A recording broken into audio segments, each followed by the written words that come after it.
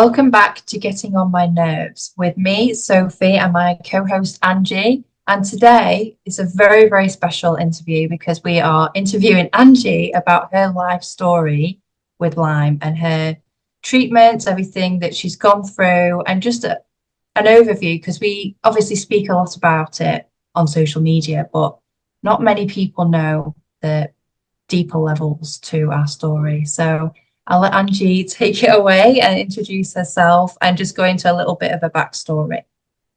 You say interview myself?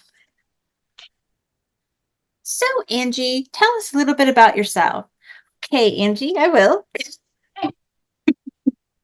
Well, I decided to kind of dress up today. I was going back to my time where I helped with Take a Bite Out of Lyme Disease Challenge back in 2015 when it was just starting as a grassroots organization. And it was really fun to do all of that because it took my mind off of being bedridden, because at that time I was bedridden and very, very ill. So that was something that I could participate in that was bringing awareness to Lyme disease, but also taking my mind off of what I was going through. And to be honest, like that time, and there's a lot of times from uh, 2014 on that I don't have memories of. It's like there's these blank spaces in my mind. So I guess I could take it all back to when Yeah, I go back from when you went undiagnosed for so long, because I know you were undiagnosed for years and years and years. And, it was a big lifetime, part of your life when you were having children and going through all of that. And it's a life arena to be in that time because bringing up a family is really hard on top of having something going on with your body that you don't understand and people are telling you that nothing's wrong with you, you're fine, and actually you know your body better than anyone else in the world. yes. Well, I'll tell you the timeline and I'll tell you what happened. I'll also tell you that from what I've learned from with Lyme disease is that there's usually an event in your life that, whether it's physical, mental, emotional, that sets you up so that if you're bitten by a tick, which I believe I was, that it set me up to where my body could not fight off the infection. So in infections, because the tick that bit me was like a hooker, it had everything. So I was so what happened was so when I was 19, I had mono. So that set me up for Epstein-Barr. Okay. So the Epstein-Barr gets reactivated when you contract Lyme disease. When I was 24, I had a severe allergic reaction to a sulfa drug. I didn't know it was a sulfa drug. My mom figured it out. She was in nursing school at the time, and I was having this severe reaction to it. And I had like blood poisoning. By the time my mom got me to the hospital, I was bleeding from my nose, had blood in my urine. I was in bad shape. My white blood count was severely low. And so that allergic reaction, I believe, and having the mono, I believe those are the things that set me up because I contracted that. I contracted. I had that allergic reaction to that drug when I was 24 and a half. When I turned 25, the next year I got married, had, like all these good things were happening. Then when I was 25, almost 26, is when I went on a cruise with my then husband and his family. And we went to one of the places we stopped was Costa Rica. And I believe that allergic reaction to that sulfa drug compromised my body so much that when I was bitten by the tick about a year and a half later, I couldn't fight anything off. I didn't have, it was able to get in there and really get a stronghold. Now, the crazy thing is being on that cruise, I was out of the country. we went to the Caribbean, we went to Colombia, we went to Guatemala. Costa Rica was our last stop. And then we were at sea for a day. And knowing what I know now, and when I had a specific test done in 2014, I'm sorry, 2013, December 2013, my doctor did a test called the CD57 test, and it's an indicator for different diseases. If it's, you're supposed to be between 60 and 120 on the scale. If you're below 60, it's an indicator for Lyme disease. And the lower your number is the length of time that you possibly could have had the disease for. So my number was 13 on the scale. So in 2013, he was like, I believe you've had this for a very, very long time. We were able to sit down and track it back. And I'm like, okay, and he was my doctor then. So he was my doctor when I got bit. When I came off the cruise, here I was, a girl fresh from being out of the country, deathly sick. No one did any test on me to see if I had contracted an illness from being out of the country. That should have been a huge red flag. Yeah. So, and this doctor, he apologized to me. He was like, I think you've had this for a very long time. I'm really sorry. I didn't blame him because he actually did Lyme test on me throughout the years. They'd always come back negative. Because, the Western blot was not a reliable test. Yeah. So, with that CD57 test, we were able to sit down and figure out I had been on that cruise. I was even able to figure out, knowing what I learned from Lyme disease, the symptoms and everything, how sick I was. When we were on that cruise, I was in a sugarcane field and I saw these children working in the field, and it had upset me so badly because they didn't look to be 10 years old. So I went up to ask them, they were working in the field with their fathers, and I went up to ask them how old they were. And I believe that's when I was bitten, because the next day we were at sea on the ship and I was severely ill. And when we disembarked on the ship the following day, I couldn't even walk. I was so dizzy. I was throwing up severely. Like I just kept throwing up. I couldn't even walk. Like they didn't have any wheelchairs in the airport. So I literally laid on the luggage cart on top of the luggage because it was too weak to walk in the airport. And I can remember feeling like I had like shocks, like going throughout my body. And I was like, this is the weirdest flu ever. Because that's what they thought I had. It was just a flu that had picked up on the boat or the ship. And so that was when I was 25, almost 26. That was in 1997. And that was February of 1997. So fast forward to December 2013. That's how it was 16 years I was misdiagnosed.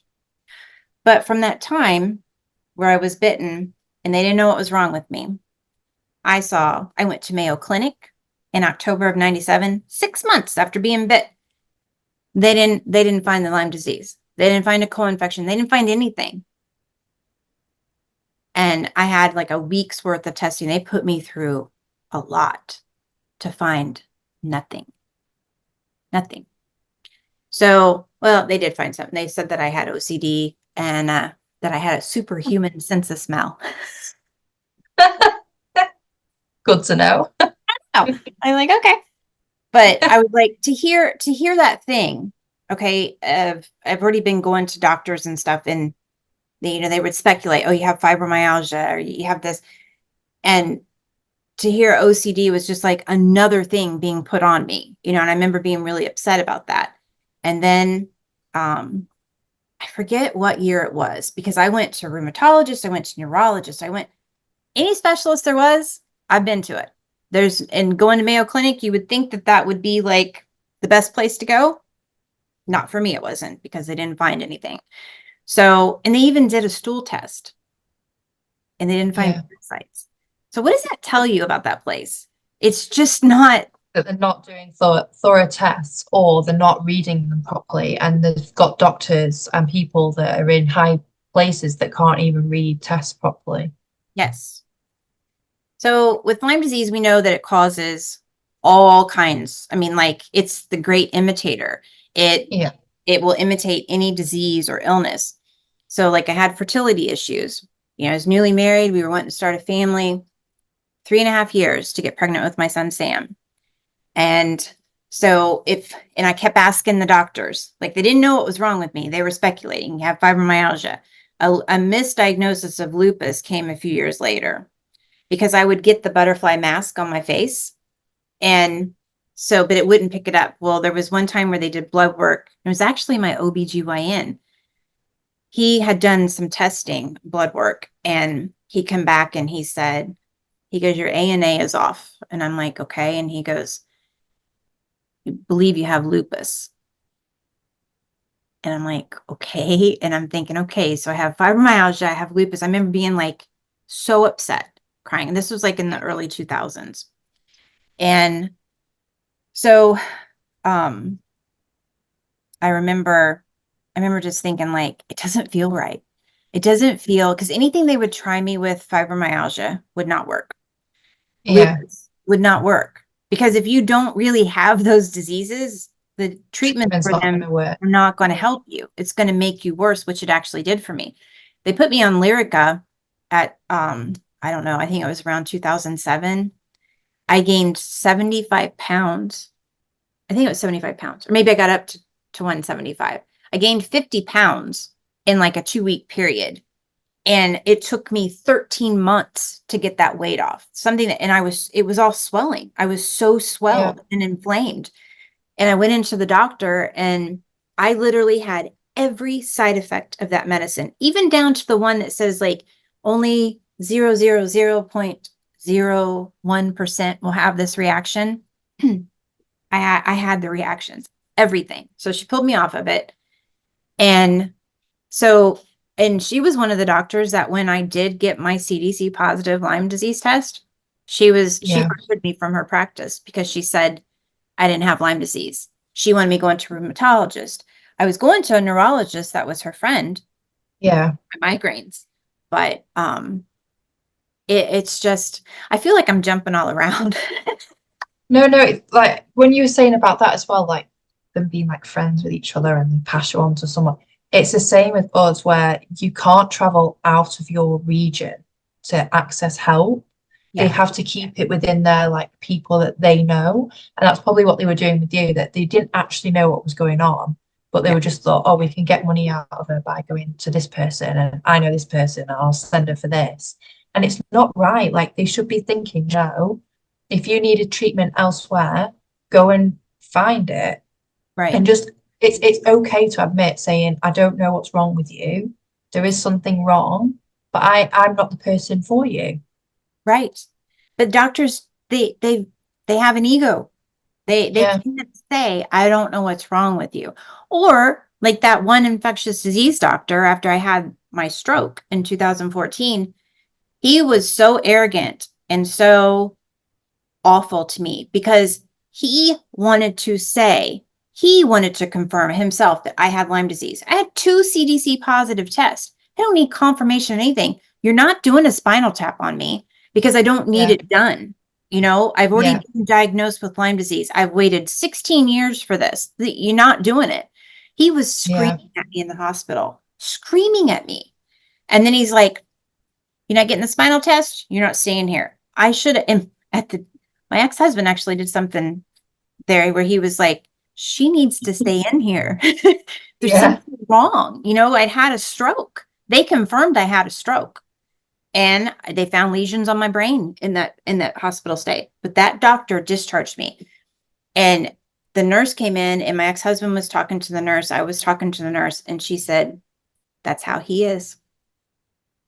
And yeah. I'm So like, his ego is bruised and he took it out on you and yes. withdrew your health, which that's what they're supposed And to do is help you and support your health, not hinder your health. that when I did that top 10, so I put him in there. And then I went to another doctor, like a primary care physician, and she wouldn't give me a pain med because she said she had the script wrote out. And then she said, you need to get your spinal tap done by that infectious disease doctor. And I'm like, pardon me? Like, I said, I'm not having that done. I said, I Yeah, have, do you understand I'm registered with the CDC? They were tracking me down. I was getting postcards and phone calls in the mail every day. They wanted to yeah, talk to me. And I didn't understand why, but they wanted they wanted all the information they could to know how I contracted Lyme disease. And she was amazed that I'd been sick for so long because she's like, were you just bitten? And I said, no, I wasn't just bitten. was bitten 16 years ago, you know? So, but yeah, so that primary care physician, she ripped the pain med up in my face. She goes, "You're not getting the spinal tap?" Rip. I said, "See ya." I said, "I don't need the pain Yeah. that bad." I said, "I can Yeah. live with it." And I'm telling you, like Yeah. the pain was really, really bad. Like I have never had pain like I have had with Lyme disease treatment. The Lyme disease pain is bad, but when you're on treatment, Yeah. it's horrific. The bone pain is Yeah. indescribable. The bone pain is horrendous. It is awful. It's the It's worse than childbirth. I know you haven't had kids yet, but I'm just telling you, I don't think childbirth is that bad. But like, it's I've said it before to James, like when we've been going in the car and I've known that like we've got a lot of walking to do, and I'm like, I don't think I can do it. Like my legs, my bones are just, I had it. Like I'm there like in the car getting yeah, like antsy. So I totally get what you mean with that. But yeah, again, it's the doctor's kind of reaction to that, that they just expect everyone to like live off pain meds, that they think yes. that that's such a threat to you to rip that up in front of you and be like, you're not having this then. Okay. But yeah, yeah, and but we know from like our own treatments over the years that we try and do as much as we can herbally and Yeah. orally. We don't really, we get that Western medicine does have a place, but we try to stay away from it. Whereas these big companies, they push it on people that are just willing to take anything because of Push money. it. Like for years, they pushed the pain meds. Then they come in and they're like restricting the pain meds. Oh, we can only give you this many or whatever. I would get in trouble for not taking my pain meds. And I was like chasing the pain. And then my one doctor down here, I love him. He'd tell me, "You have to take your pain meds like this." And he would tell me like Yeah, he goes, "Whether you need it or not," he says, "because otherwise you're chasing the pain. You take one and it helps, but then the pain comes back." And so like he's saying like I was supposed to take at set times of the day, I was supposed to take a right. pain pill like around the clock. What I would do is when it was off the chain, where it would probably send somebody else to the hospital, and I was just like, okay, I just need to take it so it takes it down a notch so I can Yeah. function. And then when it would go away, then I still was supposed to take another one. I get in trouble for not taking them right. And But then I to me, didn't abuse that's them. just getting yourself in a cycle of addiction and like thinking Right. that you You need them. need them. But see, I'm a person that like I like to be in control of my body. Yeah, I don't like doing drugs. I don't like doing any of that stuff because it makes me feel like I'm not in control and I can't stand that. I hate that feeling. yeah, But that's how I could always tell how bad my pain was too, though, with like pain pills is when I would take one and I'd always try to like take a half and then take the other yeah, half if I needed because I would try to limit it. But I'm not gonna act like I didn't take pain pills because I did. I had to take them for years. And what I would do is like with when I had children, I would go all day and I would be in such excruciating pain trying to clean up the kitchen and the dishes from, dinner. And like I would literally be laying on the sink, like trying to do the dishes because the pain in my hips and my back was so bad. And I would not take those pain pills during the day because I had my children to take care of. I would be driving a vehicle and I was like, I can't do that. And especially if I had other people's children in the car with me, there's no way I would do that. So I would wait until the evening when my kids went to bed. That's when I take my pain pill. So I was never taking my pain pills right. But it was like you too. I yeah, don't want to have to rely on a pain pill. But when you're having that kind of pain, like, I don't know. yeah. You can't do anything when you're in so much pain. But I think when some like a medical team is telling you that you need to keep taking them and keep on top of it, that to me is just like red flag alert. I'm like, no, like you need to take it if it's dire and you cannot get out of pain. Like you Yeah. need something just to do with you, not something that you take like it's you're drinking water. Like every time you grab a glass of water, you grab a pain pill as well. Like it's This is why though. crazy. Think about this. This is how it was set up. We're gonna get controversial here with like talking about Rockefeller, but Rockefeller set it up. he set it up this way so that the medical doctors were taught, you give a pill and then you give Yeah. another pill and you give another pill. Herbals were taken totally out of the picture. Their license were taken away if they practiced natural. So Yeah. natural works. I'm proof that natural works because I'm 100% natural. Now, we'll tell you that sometimes, it, depending on how sick you are, how long you've been sick, it may take you, like if they say you should Yeah. feel something in 2 weeks or 2 months or whatever, herbals typically take up to 3 months, sometimes 6 months before you feel their full effects. So, and you can add in other herbs to help, but you also have to, like, what I learned with treatment is it's like you plug something in and you leave it there. You plug something else in, then you unplug this, plug something else in this, unplug this. It's just like a constant, but it has to be like a nice, like this, plug Wow. in, take out, plug in, take out. And you're having those herbs work synergistically together. So they become like super herbs. And Yeah. it's just people want instant. They want instant because that's what we've been trained. We have been trained. We've been brainwashed to believe. You go to the doctor, you get a pill, and it's fixed. That pill causes all kinds of other problems. So when you go back in and you say, I'm having this, oh, you're having a reaction to the medication. Here, take these 5 new prescriptions and that will help. Do you see?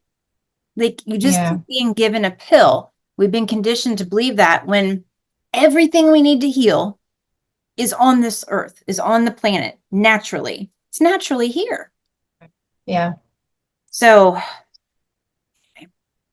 But I also know that come 2013, like you to hit your rock bottom. And I know that you always say this, that you got to the point where you didn't see you as you anymore. Like you felt like you'd lost yourself so much, you'd lost a lot of weight.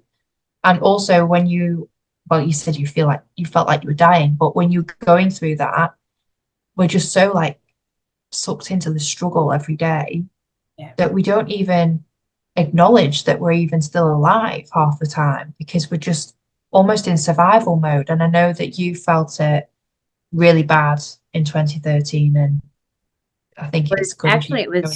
it was 20, what happened, 2015, I call my year of death, because I did have I had a big near death experience, and then I had several smaller ones. And I can talk Yeah. about that in a second. Like, because that's some profound things, and you don't forget those things. Like, it stays with you. And um so like I was diagnosed in December 2013. I had a doctor. He did because what had happened was I had went through a really horrifying, horrific divorce. The stress of that divorce, the divorce drug out for 2.5 years. By the time that the divorce was settled, it was about 6 months after it had settled in 2013. I started feeling really bad. Like my energy was just all the things that I could do normally to fix Yeah. myself with something, whatever I had in my little toolkit that I could use to fix myself wasn't working. Yeah. Nothing was working. My sleep was all over the place. I was beyond exhausted. I could feel I was going downhill fast. I started having panic attacks. So what happened is the stress from the divorce brought out the Lyme full force. It was a roaring, like I say, it's a category 5 hurricane and a F5 tornado all at the same time. And so when I remember my mom came to visit that fall, and I remember telling her, I was just like, she helped me with my kids so much because I was just so exhausted. And Yeah, of course. exhausted isn't even the right word. I could have slept for weeks without waking up. That's how tired I was. And I would Yeah. have the anxiety, the panic attacks would just come on out of nowhere. And I couldn't figure out what was going on. So when my doctor, he did hair, saliva, blood, urine, and stool test. Came back blaringly positive for Lyme. I had Babesia co-infection, 2 strains of Bartonella. I had 12 bans for Lyme, by the way, because the Lyme doctors would always say, this is the worst Lyme test I've ever seen. And I'm thinking, you see Lyme patients all day long. What do you mean this is the worst one you've seen? There has to be somebody worse than me. Yeah. And then I also had an unidentified protozoa, which means I had some kind of unidentified parasite in me. So starting I was going downhill. So I started treatment in January of 2014, was doing different things, lost a bunch of weight, scared the doctor. He wanted to go herbal. I said, you said herbal Yeah. wouldn't work. So it made me kind of lose confidence in him. So then I set Yeah. out trying to find someone else. Found this nurse practitioner. She was a 6-hour round trip. So it was 3 hours one way, 3 hours back. Go see her once a month. She did another test on me using IGeneX labs. Again, blaringly positive, CDC positive. So, and I thought that was a good thing. I was like, oh, this is a good thing. She's the one that told me it's a tracking device. They will track you, Yeah. see if you get better, if you get worse, don't make it. And I'm like, okay. Yeah.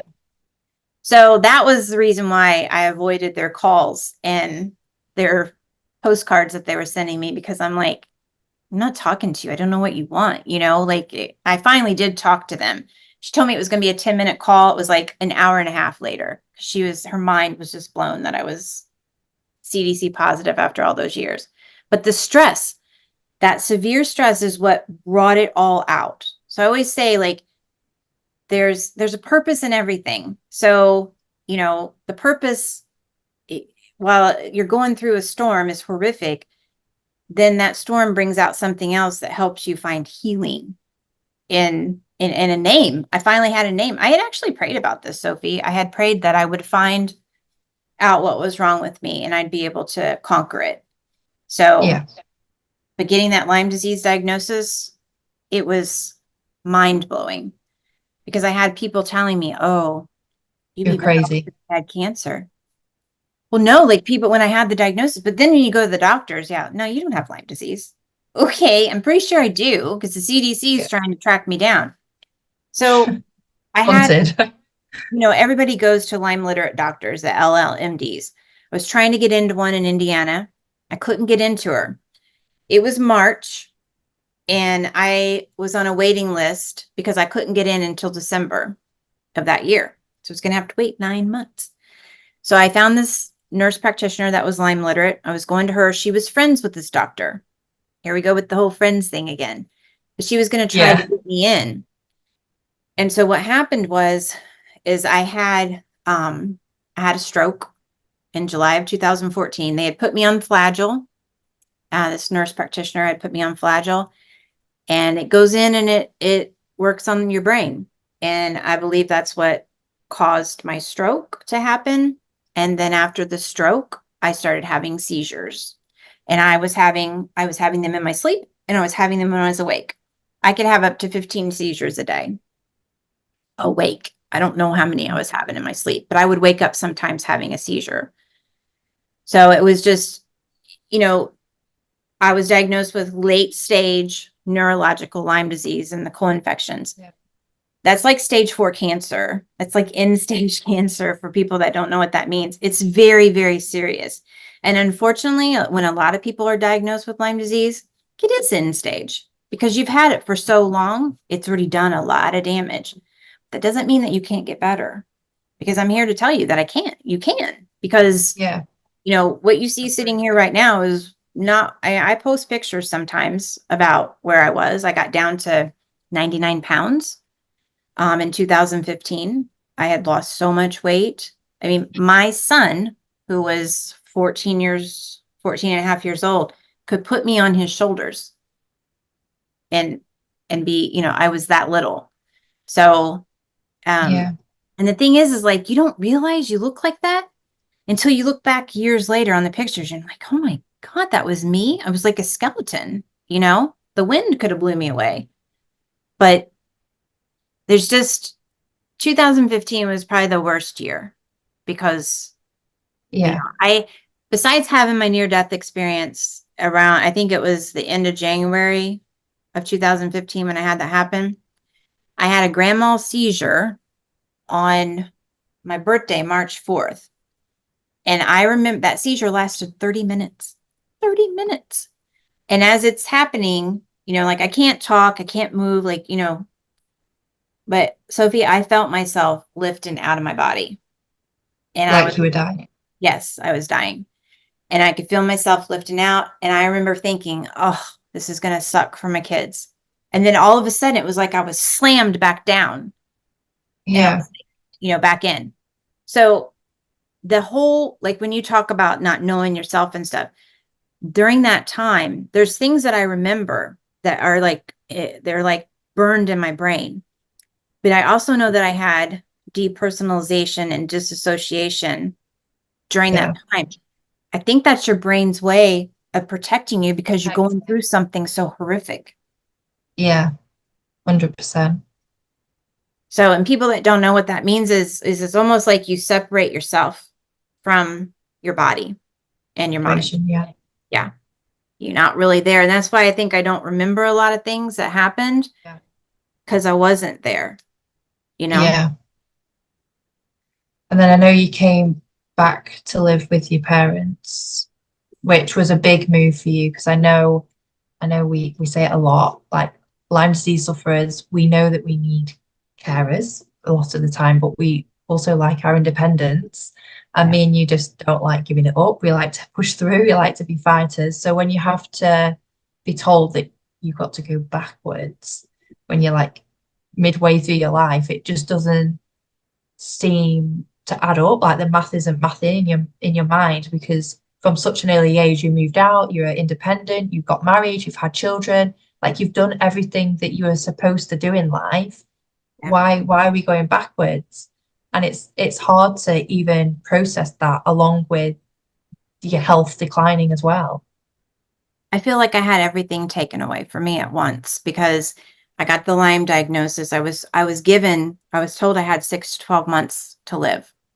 And when I had received that in December of 2013, 1st of January 2014, that 6 to 12 month expiration date. So it was about, I don't know, it was around August, September of that year in 2014, where I had to get a PICC line because I did Yeah. eventually get into the LMD. She had me on a PICC line, but she's the one that told me, she goes, you won't survive the winter here. You really should go to your parents in Florida. I had all these people telling me to come to Florida. I didn't want to, but I was like declining with work. I used to work doubles. I was a server at a restaurant. I was a store trainer. I was wanting to go into management, and I believe I would have if I hadn't gotten sick, if Yeah. it had come out, but I used to work doubles, 4 days in a row, 5 days in a row and be off. And then I got to where I couldn't. I remember one day I was working a double and it felt like I had all this like needle and knife pain going through my body and it physically hurt to stand. And I thought, I'm not going to be able to do doubles anymore. And I wasn't. So I could only work in the evenings. So by the time that the doctor in September 2014 had told me I needed to go to Florida to be with my parents. So my mom, she was retired RN at the time. So, I mean, she still is retired RN, but she knew how to be able to do my infusions that I was getting because I was getting IV antibiotics. I was getting the Myers cocktail and the glutathione IV. It was a lot. And I wasn't able to do it myself. I had a nurse friend back in Indiana that she was going to come help me with the PICC line. Yeah. But she had a family. She had 3 children. She had her job. Like I didn't want to ask anyone, So when I had to come to my parents, and I mean, I had to come to my parents or I was going to die. So I made a choice that I would come here so that I could be around for my children. And so I had to step away from my job. I had a really cute house that I was renting and I was hoping to like buy at some point. That I had to let that go. And the worst part of it was I had to leave my kids so that I could come get well. I had to come 1,000 miles away from them. And at the time, my daughter was 11 and a half and my son was 14. And, I'm in survival mode myself because I'm thinking I have to stay alive. I have to stay alive. And I'm being told I'm going to die. And my kids, you don't want to tell them that you're going to die, because you don't know. I'm still sitting here. Obviously, I made it through. Yeah. But I also think that has to come from like a strong will and determination and that you not, I don't like to lose. Like when I'm faced with Yeah. something like that, it's like, I ain't losing. You're not going to beat me. But Yeah. just having, I felt like I left my kids. I felt like I abandoned them. I didn't feel And like I also had the they were at that support. age as well when they were starting to understand things. They weren't sort of 6 and 7 where if Yeah. you went away or like you were in the hospital, they wouldn't really associate that. But when you get to sort of teenage years, they're more in tune with exactly what's happening. So for you, it must have been really hard to hide it from them, but also like leave them because you weren't giving them the explanation they probably wanted at the time No, and to protect them. I just want to say this. I wanted to tell them the truth, but their dad didn't want to. He thought it was best to not. And I remember having a conversation with both of them years later because, like my son said, he goes, we could see on FaceTime that you were very sick, but you kept telling us you were okay. What are you going to Yeah, do? You know, exactly. You can't sort of it's fake like a it, you double-edged know? sword. And like I was trying to be okay for them when really I was not. I was so far from okay, Yeah. so far from okay. And there was other things going on in my life at that time. I was with someone romantically. They couldn't take it. He left. Yeah. He left. You know what? He did me a favor. I'm okay with it. I've healed from all that. I don't have any hard feelings with anyone over anything that's happened. I really don't. But I've also Yeah. done the deep soul healing work I need to do and Yeah. continue to do it because I want to be a better person. I don't want to be mad at someone or angry or be like unable to forgive someone for something because I feel like that's growth and that's healing to be able to do that. So I just wish Yeah. for everyone to have good lives. But I'm telling you, I do still have problems with what happened with me and my kids because I was always a very hands-on mom. I did all the volunteer stuff. Like everything was like, you know, I was 100% in with my job as a mom. And Yeah. I feel like I abandoned my kids. And I feel like my relationship with my kids has suffered greatly because of all of this. Yeah. And it is better, but I Yeah. mean, it is better. I would like it to be even better, you know, Yeah. but I'm not able to travel to Indiana. I'm not able Yeah. to go there to visit because it's too much for me. And right now, like I drive very short distances right now. Mainly I just go see Shirley, my massage therapist. That's about Yeah. all I do because I'm not able to. And my neuro, everything is like it's so like I was telling you before with driving and stuff, like you have to be 100%. If you're not feeling good or your neuro's off, because The killing machine right, at the end you're of the a day. killing machine. And the overstimulation thing, it's still a problem for me. I still have to watch. And I may always have to watch. I don't know, but I know Yeah. that I've had so I got myself to wellness in 2018. I lasted 14 months and then here comes COVID.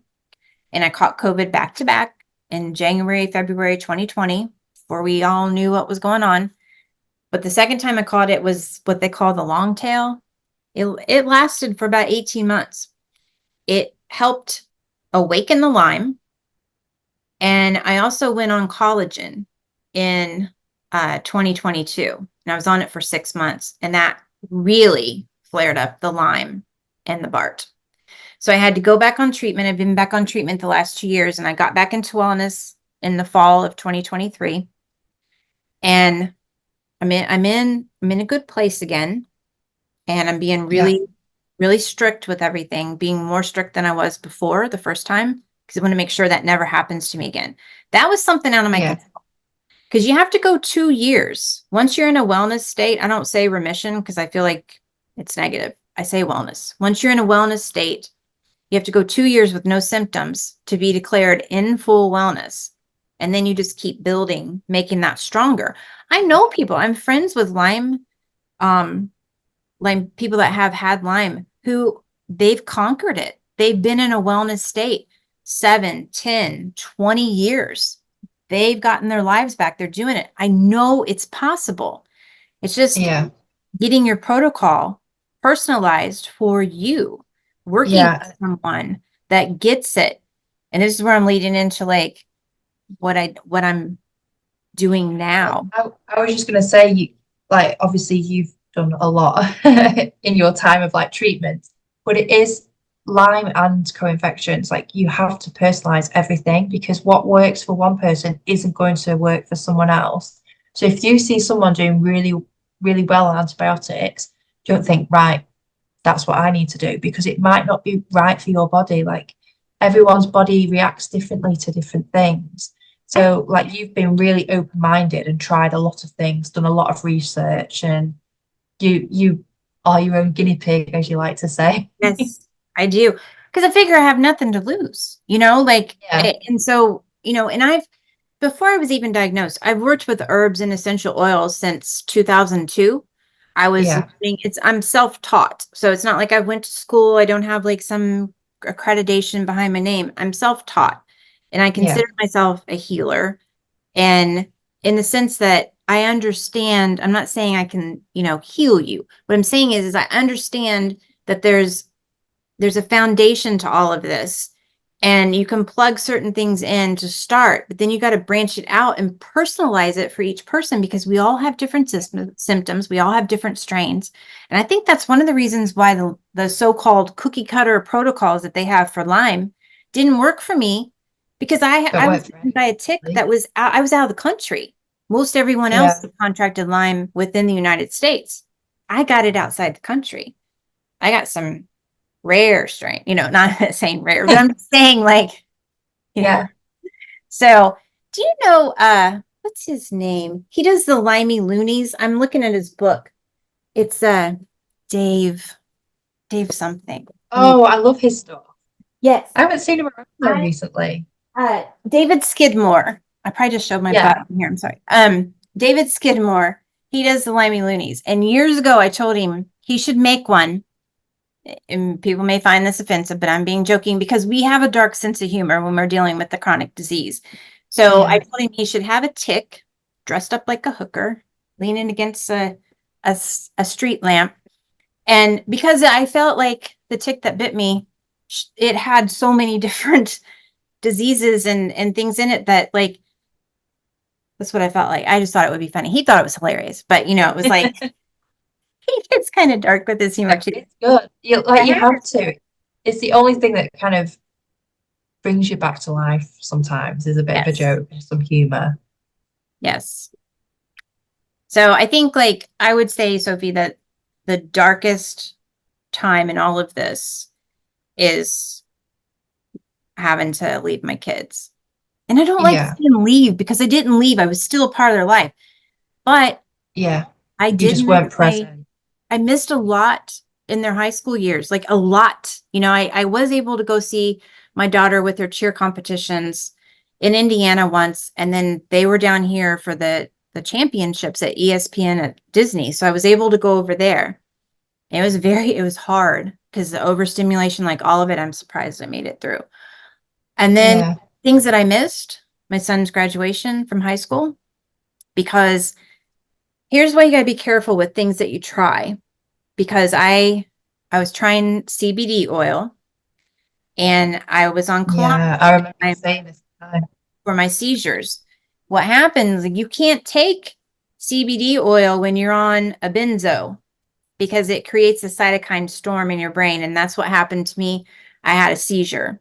So I had a seizure 2 weeks before my son's graduation. I had everything. I had the plane ticket, I had the car, I had everything ready to go. And so my doctor said, well, as long as you don't have any more, you'll be able to go. I had another one like a week later. And so he told me, nope, can't go because I wouldn't be able to drive. You can't, like in Florida, you can't Yeah, drive for 6 months once you have a yeah, seizure.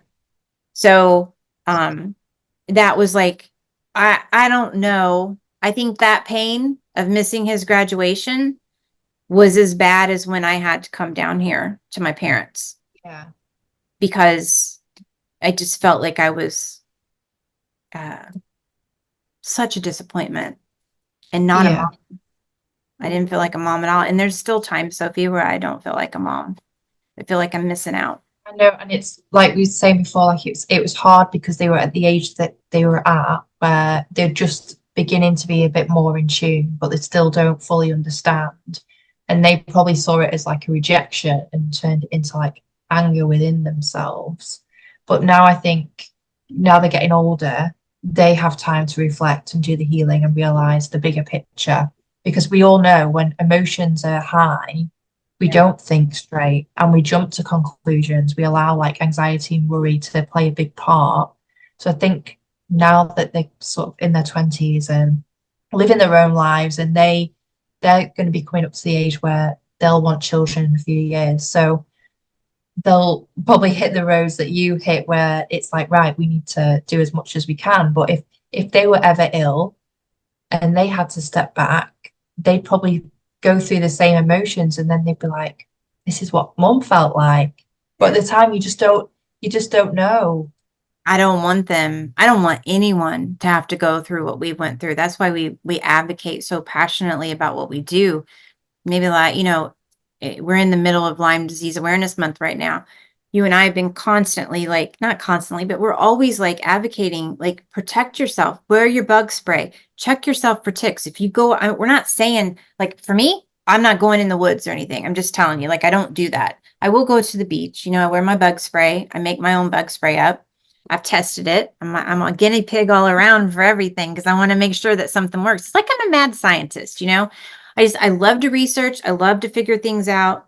And when I do figure something out, then I think I Share want to it. research it even more so I can figure out how it can help other people. So, and Yeah. I just, I want, I know you're like this too, but I feel like I'm getting emotional. I feel like out of all this stuff that's happened, just want the good to come now. I Yeah. want my relationship with my kids to get better, and it is getting better. We are talking more, and I feel like my son and I relationship is really gotten to a good place. My daughter and I were still working on things, and I know she was younger when it came Yeah. down here, so I know it impacted her a little differently. Yeah. But I know, like, for the longest time, she would always say, "You're the best mom, even though you're 1,000 miles away." And it was just Um, like, oh, yeah. Yeah. I know. And I know that obviously you do coaching and you do reading as well. And I know that's comes from your heart because like you said, like you want to advocate, you want to raise awareness, help other people.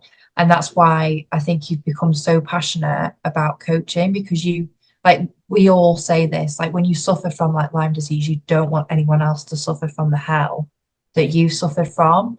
And I think like you're doing amazing with the coaching and helping people reach the point that you are like with wellness and just giving them someone to like listen to them and yeah, vent to them, but also just be a friend as well as a coach, which, kudos to you because at times it can be hard and you feel the self-doubt seeping into whether, we spoke about it the other day, like, can I do this? Am I good? And you're like, I know I'm good. And I'm like, yes, you are. You've had results before. Don't allow yeah, self-doubt to seep in, but we do because especially when you've come from like really poor health, you do doubt yourself that can you still do it? Like, are you capable as a person to yeah. do these things that normal people do? Well, and because I don't have any letters behind my name, I always say, like, I have badass behind my name, but I'm not a doctor. I'm not licensed in anything, but I do because I have this is what, like, when I coach people, because I coach them for health coaching, and like, I'm a spiritual uh soul healing coach. If I help people with emotional healing as well. It's not all just physical. And that's how, like, I figured out how to do this because everything I have people do, I have done in some way, shape, or form, but I tailor it to who I'm working with.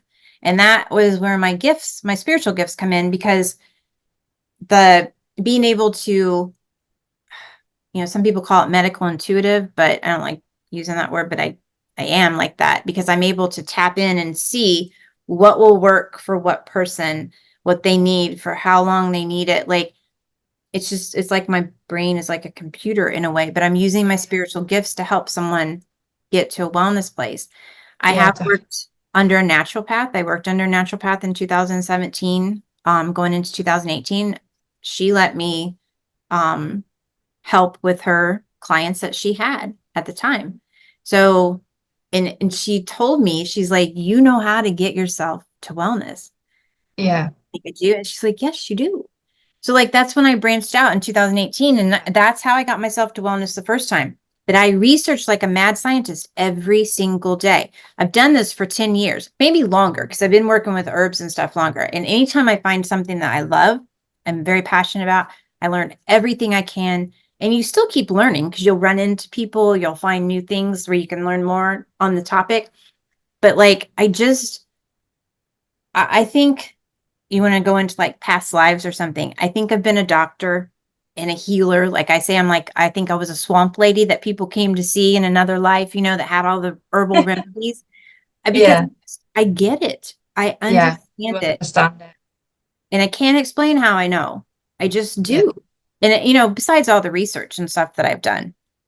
But yeah, I'm very passionate about helping people. Now, I do know that like I'm not being a doctor. I do listen to my gut, my intuition when I have someone come to me that is needing help. If I feel like I can't help them or there's other things that, I'll yeah, send them to someone that I know that can help them. And even people that come and they sign up to work with me, I offer them other people that I know, like Dr. Ingalls in California and Dr. Strite in Kansas, Dr. Armin Sportsbach with his labs. I'm like, his hand down are the best labs ever. Like, I promote Armin all around. I promote everyone, like, people that I know that they're not going to rip people off. yeah. They're in it for the right Passionate. reason. Yes. But they're also like, they've studied for many, many years, and they do have those credentials behind their names. You can find good doctors, you really can. But when you can't, and a lot of us, we have exhausted our financial resources on trying to get well. It used to be I would pay a $500 to walk through someone's door and then have $1,000 in supplements. Then they changed those supplements a week or two later. So Yeah, you're spending. I had at one point another reason why I had to come down to my parents is my medical for the month was costing as much as my monthly bills. Couldn't keep up. I couldn't yeah, keep up. So, and I'm seeing people now, like on Facebook, they've been in a wellness state for a while and they're having to go back on treatment. And they're like, I don't know what to do because they've exhausted all their yeah, finances the first time. yeah, So, for those people, I just say like research what got you to wellness the first time, revisit that. If there's a natural way you can do it, research that because yeah, there's natural things. And there's a ladder to treating with Lyme. You treat the parasites first because the parasites are the foundation to all illnesses, mold, yeast, candida. Then you have Lyme, and then you treat the co-infections last. And if you yeah. follow that ladder and your doctor knows to follow that ladder, you're going to find success. And to finish, I have a good question. Because I know you're all good about positivity and positive vibes. If you'd say one quote that's got you through your darkest times during Lyme, what would it be? And what would you like to give that quote to someone to motivate them today? I actually have two. Um, Okay. because one's not to be all like, because I don't associate with any religion, but I have one Bible verse that got me through, and it's the be still and know that I am your God. Like I had there was a classmate of my son's, and her and her sister, she would her name is Lauren. Lauren would send me a card every week, and it would have Bible verses in it. And her and her Yeah. sister would make me like cool, little gifts and stuff. Well, she made me this little cross out of paper, and it had the be Yeah. still verse on it. I would hold that, and it would give me strength in my darkest times. Yeah. The Oh, other that's it. thing is a quote that um, I think they say Eleanor Roosevelt says it. Do something that scares you every day. because fear is our biggest enemy. And you conquer that fear, you can conquer anything. You don't give up. Don't give up. I love those. Well, thank you very much for being so open, because I know it's not very easy, especially like going into the whole backstory and being emotional and like bringing up stories that often we put to the back of our minds and don't actually speak out loud for many years. So thank you so much for being so open. Thank you. Thanks for the idea, because it was our volunteers' idea, Liz and they wanted us to share some of our stories. And I know like today was like a lily pad jumping with my story, but it's like we just wanted to be organic about it, and whatever came up we wanted to talk about, so that we can, in the years to come, next year for Lyme awareness, we can go in more depth. And next week you'll be hearing Sophie's lily pad story. Lily pad. Love that. All right. Well, thank you very much. Thank you, everybody. Oh, I can't get my words out now. I'm going to Lally. Thank you very much for everyone who's listened today, and I hope that it's touched you and you feel you can relate to us and that we are human after all. And you can follow us on Instagram. We post Monday, Wednesday, Fridays currently. We may go back up to 5 days a week, but we're just testing the waters. And you can watch us on YouTube as well, Getting on My Nerves, and Spotify, Getting on My Nerves. Yes. Till next time. See you later. Time has gone by, and God knows I've tried. Still I'm here trying to work out the best way to survive. I held on to hope, I put on a show, and holding back tears, 'cause my fears, they won't let me go. And when times get easy, and hold on to the good memories,